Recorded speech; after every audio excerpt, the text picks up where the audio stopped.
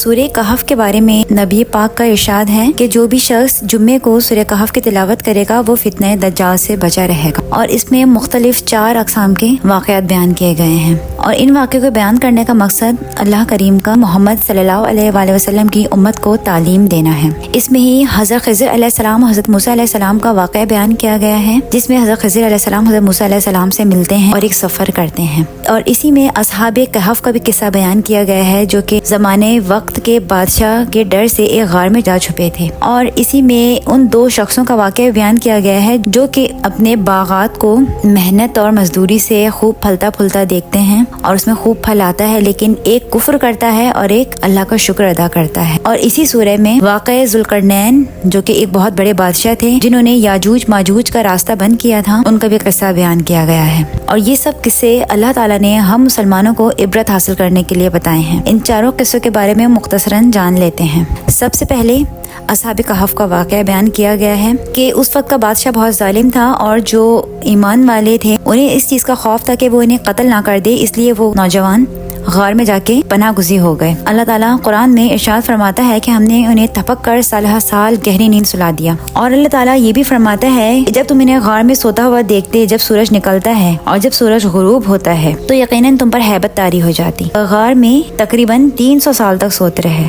300 سال بعد جب وہ نیند سے بیدار ہوئے تو انہیں ایسا لگا شاید ہم کچھ گھنٹے ہی سو کر اٹھے ہیں، تو ان میں سے ایک شخص کو کھانا لینے کے لیے بھیجا۔ جب وہ بازار میں گیا تو وہ وہاں جا کر حیران ہو گیا، سب کچھ بدل چکا تھا، اور اس شخص کو بھی لوگ غور غور سے دیکھ رہے تھے کیونکہ وہ 300 سال پہلے والے حلیے میں تھا۔ پھر پتا چلا کہ وہاں پہ ایک اہل ایمان میں سے بادشاہ آ چکا ہے۔ لوگوں کو اس واقعے نے حیرت میں ڈال دیا، اور یہ معلوم ہوا کھانے خریدنے کے لیے دیا تو پتا چلا کہ یہ تو 300 سال پرانا سکہ ہے، اور پھر سب لوگوں پر پھر یہ راز کھلا کہ یہ شخص 300 سال پہلے سے ہے، اور پھر اس شخص نے سب کو بیان کیا کہ میرے اور بھی ساتھی ہیں جو کہ غار میں موجود ہیں۔ پھر باقی ان کے تمام اہل ایمان لوگ جو کہ اس وقت ایمان لے آئے تھے ان سب نے ان اصحاب کہف کو دیکھا اور انہیں سلام کیا، اور وہ اپنے لوگوں کو سلام کر کر لیٹ گئے، اور اس طرح انہیں موت آ گئی۔ اب ان 2 اشخاص کا قصہ جنہوں نے اپنے انگور کے 2 باغ تیار کیے اور اس کے گرد کھجوروں کے درختوں کی باڑ بھی لگائی اور خوب کاشتکاری کی اپنی زمین میں، ان کے باغ خوب پھلے پھولے بہت باآراور ہو گئے۔ تو ان میں سے ایک شخص نے کہا کہ میں تجھ سے زیادہ مالدار ہوں، میرے پاس زیادہ طاقت ہے، زیادہ مال ہے، اور یہ دیکھ میرا باغ جو کہ جنت کی طرح ہے،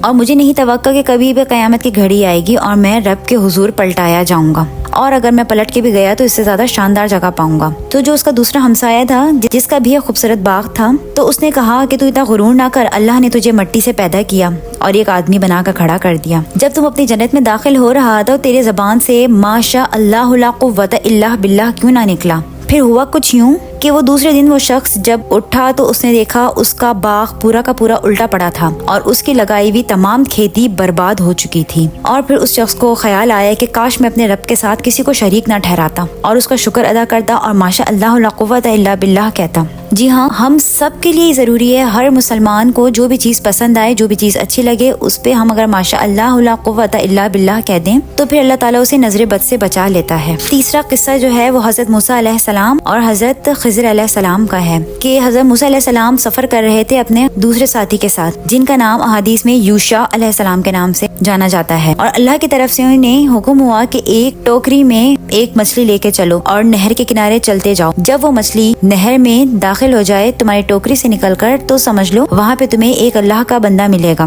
اور اسے ایک خاص علم عطا کیا گیا ہے اللہ کی طرف سے۔ موسیٰ علیہ السلام نے سفر شروع کیا، پھر ان کو ایک جگہ پہ جب مچھلی پانی میں داخل ہو گئی اور اس نے چلنا شروع کر دیا نہر میں، تو انہیں حضرت خضر علیہ السلام ایک پتھر سے ٹیک لگا کے بیٹھے ہوئے وہاں پہ نظر آئے، اور انہوں نے کہا کہ آپ مجھے اپنے ساتھ رکھ لیں۔ حضرت خضر علیہ السلام نے ان سے کہا کہ آپ میرے ساتھ نہ چل سکیں گے کیونکہ آپ کوئی بات اگر پوچھیں گے تو میں اس کا جواب دینا ضروری نہیں سمجھتا۔ تو حضرت موسیٰ علیہ السلام نے کہا آپ یقیناً مجھے صبر کرنے والا پائیں گے اور میں آپ سے کوئی بھی سوال نہ کروں گا۔ اب وہ دونوں ایک کشتی میں سوار ہو گئے، تو حضرت خضر علیہ السلام نے کشتی میں ایک شگاف ڈال دیا۔ تو حضرت موسیٰ علیہ السلام نے کہا کہ یہ غریب شخص کی کشتی ہے تو تم نے اس کو توڑ کیوں ڈالا؟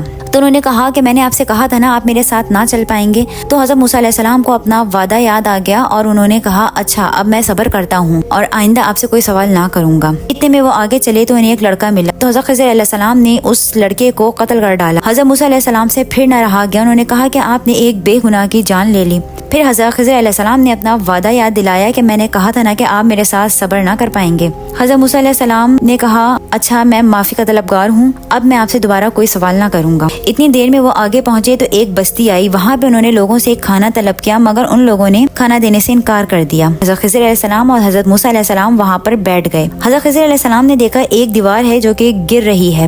آپ اٹھے اور آپ نے اس دیوار کو صحیح کر کے مکمل دوبارہ سے تعمیر کر دیا. حضرت موسیٰ علیہ السلام سے پھر سے نہ رہا گیا. انہوں نے کہا کہ اس گاؤں کے لوگوں نے آپ کو کھانا دینے سے بھی انکار کر دیا تھا لیکن آپ نے ایک دیوار تعمیر کر دی اور پھر اس کی اجرت بھی نہ لی. تو حضرت خضر علیہ السلام نے کہا کہ اب تمہارا اور ہمارا ساتھ بس یہیں تک کا ہے اور میں نے کہا تھا کہ آپ میرے ساتھ صبر نہ کر پائیں گے. پھر حضرت خضر علیہ السلام نے کہا کہ میں نے ایسا کیوں کیا میں آپ کو بتائے دیتا ہوں. میں نے کشتی میں شگاف اس لیے ڈالا کہ وہ ایک غریب شخص کی کشتی تھی اور آگے ایک ظالم حکمران سب لوگوں کی کشتیاں چھین رہا تھا. تو میں نے شگاف اس لیے ڈال دیا کہ اس کشتی کو نقص والی سمجھ کے وہ شخص اسے نہ چھینے گا اور اس غریب شخص کی کشتی بچ جائے گی. اور اس لڑکے کو میں نے قتل اس لیے کیا کہ وہ بڑا ہو کے اپنے والدین کی نافرمانی کرتا اور وہ ایک نافرمان کافر شخص بنتا, اس لیے اللہ کے حکم سے میں نے اس کو قتل کر ڈالا. اس دیوار کا معاملہ جو کہ میں نے تعمیر کی کچھ یوں ہے. اس دیوار کے نیچے 2 یتیم لڑکوں کا خزانہ دفن ہے اور وہ بھی چھوٹے ہیں. اگر میں اس پر دیوار تعمیر نہ کرتا تو گاؤں والے اس کے خزانے کو نقصان پہنچا سکتے تھے.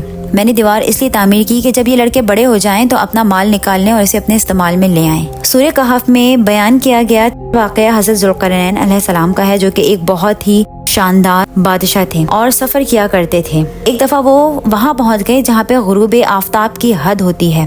تو انہوں نے سورج کو ایک کالے پانی میں ڈوبتے دیکھا. وہاں انہیں ایک قوم ملی اور انہوں نے کہا کہ اے ذوالقرنین بادشاہ, ایک قوم ہے جو کہ آ کے ہمیں نقصان پہنچاتی ہے, ہمارا مال کھا جاتی ہے اور ہمیں خوب ستاتی ہے, خوب تنگ کرتی ہے, جو کہ یاجوج اور ماجوج ہیں اور وہ ہماری زمین پر خوب فساد پھیلاتے ہیں. تو آپ ہم سے کچھ وصولی کر لیں اور ہمارے درمیان ایک ایسی دیوار کھڑی کر دیں تاکہ وہ دوبارہ سے ہمارے پاس نہ آ سکیں. تو حضرت ذوالقرنین علیہ السلام نے کہا کہ جو مجھے میرے رب نے دے رکھا ہے وہ بہت کچھ ہے, میں تم سے کوئی بھی اجرت طلب نہیں کرتا لیکن میں تمہاری مدد ضرور کروں گا.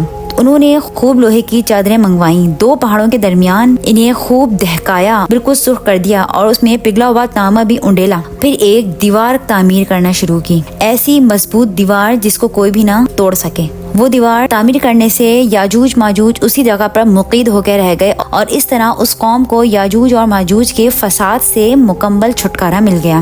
تو یہ تھے سورہ کہف کے اہم قصے جو کہ اس میں بیان کیے گئے ہیں اور ان قصوں میں ہمارے لیے بہت سی ہدایت کی باتیں ہیں کیونکہ اللہ تعالیٰ فرماتا ہے, اللہ تعالیٰ انہی کو ہدایت دیتا ہے جسے وہ چاہتا ہے اور جو کہ خود ہی اللہ سے ہدایت طلب کرتا ہے.